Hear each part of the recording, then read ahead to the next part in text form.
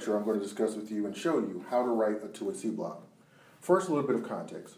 First is a definition. A 2AC block is consists of a pre-prepared set of arguments that you will make to a commonly heard argument. So for example, your affirmatives, novices, JV, and varsity debaters will all be hearing the terrorism disad and two pre-prepared arguments against both the harms and the solvency. Since you know these arguments are arguments you will hear a lot, you want to go ahead and have a pre-prepared block or a preset of arguments that you're going to make against those arguments at all times. This way you don't have to worry about wasting prep time, you don't have to worry about making arguments that aren't the most effective, and you can make sure you can answer all levels of the argument.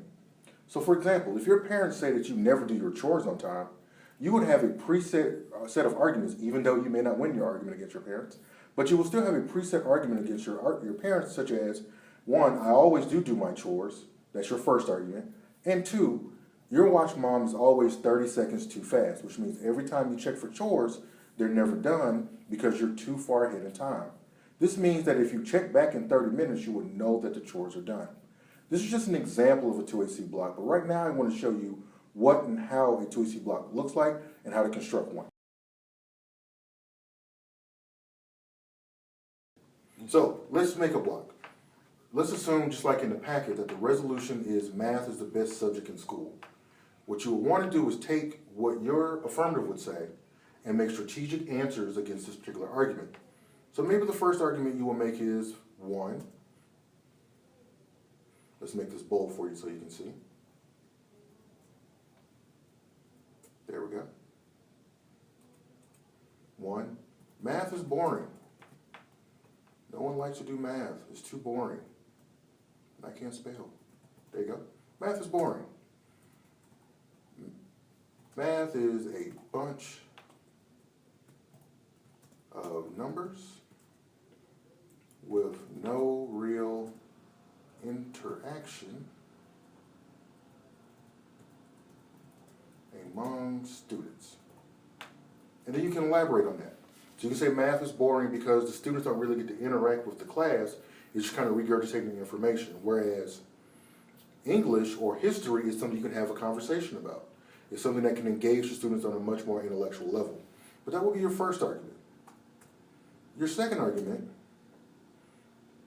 is that math is easy.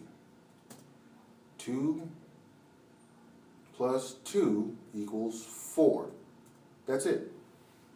Math is easy. It'll always be the same thing every time. 2 plus 2 is 4.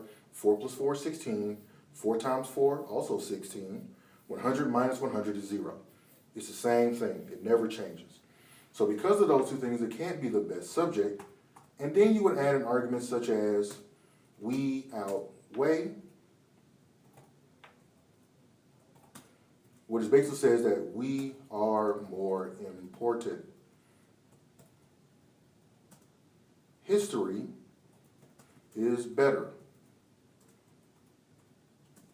It involves complex human interactions that can be guiding principles for the future. So for example, if you were studying things in history that also translate to things today, such as civil rights movement, slavery, capitalism, various different aspects, that subject may be the best subject in school because it won't be used for the future of what it is you want to do. And so basically that's a 2AC block. We may add a couple of cards that from educated professionals who say that math is not the best subject for students to learn, that American students may want to learn about history more. We may actually find a card that says you can learn that PE is a better class because it keeps kids healthy. Right now, PE programs are in a way in which kids cannot be overweight in school. So there are different ways you can add to this argument. But there are 3 guiding principles you should always have. Or 3 things in your block you should always have. 3 things. The first is a no-link argument. All right? And what a no-link argument says is you don't trigger the disad that is occurring. So if we talk about the terrorism disad for a second, The terrorism disad will say, we don't trigger terrorism because targeted surveillance is good, or we don't get rid of all mass surveillance, or whatever argument you make think of for why you won't solve terror, or why you wouldn't trigger terrorism. The second argument, which is more like the last one, is an argument that says that we outweigh.